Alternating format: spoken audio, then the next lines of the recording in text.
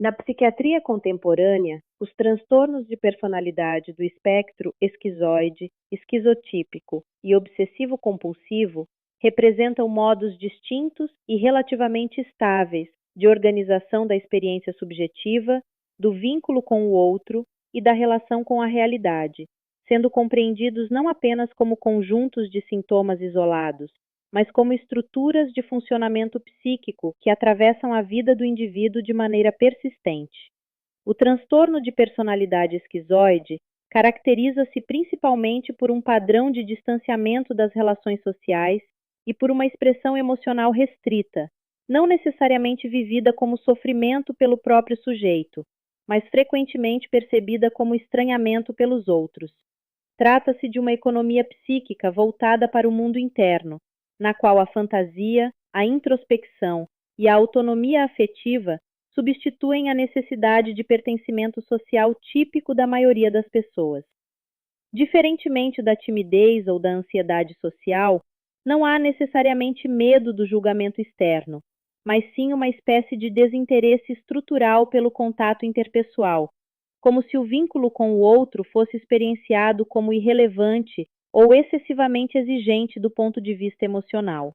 Já o transtorno de personalidade esquizotípica ocupa uma posição intermediária entre os transtornos de personalidade e o espectro psicótico, apresentando características como pensamento mágico, crenças incomuns, experiências perceptivas atípicas e dificuldades marcantes de interação social, associadas a uma sensação persistente de estranheza ou inadequação relacional. Nesses casos, a realidade não é totalmente perdida, mas encontra-se permeada por interpretações idiosincráticas, simbólicas ou suspeitosas, que produzem um estilo cognitivo singular e frequentemente solitário. O sujeito esquizotípico tende a viver numa zona limítrofe entre o compartilhável e o incomunicável, preservando o contato com o mundo objetivo, mas reorganizando-o segundo uma lógica própria, muitas vezes marcada por associações incomuns, metáforas concretizadas e uma sensibilidade aumentada a coincidências e significados ocultos. Em contraste com esses quadros, o transtorno de personalidade obsessivo-compulsiva não deve ser confundido com o transtorno obsessivo-compulsivo propriamente dito, embora compartilhe com ele a preocupação com controle e ordem.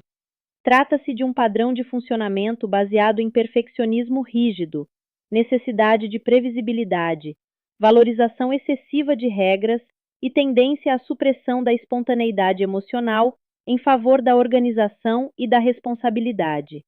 Nesse tipo de personalidade, o controle não aparece como defesa episódica contra a ansiedade, mas como princípio estruturante da identidade, orientando decisões, relações e expectativas de desempenho, tanto em relação a si quanto aos outros, o que pode gerar conflitos interpessoais frequentes e sofrimento, quando a realidade se mostra inevitavelmente imprevisível.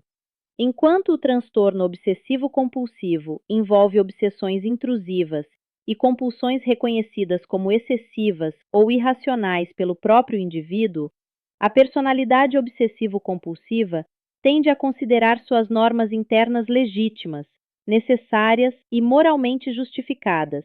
o que torna mais difícil a percepção de sofrimento subjetivo direto e, consequentemente, a procura espontânea por tratamento. Em termos clínicos, esses três quadros ilustram diferentes modos de relação com o outro e com a incerteza. No esquizoide, predomina o afastamento afetivo, como forma de preservação da autonomia interna. No esquizotípico, observa-se uma reorganização singular da experiência da realidade e da comunicação simbólica.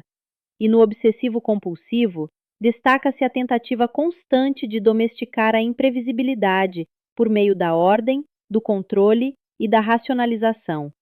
A compreensão dessas estruturas exige uma abordagem que ultrapasse classificações rígidas e considere a singularidade biográfica, cognitiva e emocional de cada sujeito, reconhecendo que, embora sejam descritos como transtornos, esses modos de funcionamento também expressam estratégias complexas de adaptação psíquica diante das exigências do mundo e das tensões internas da própria experiência humana.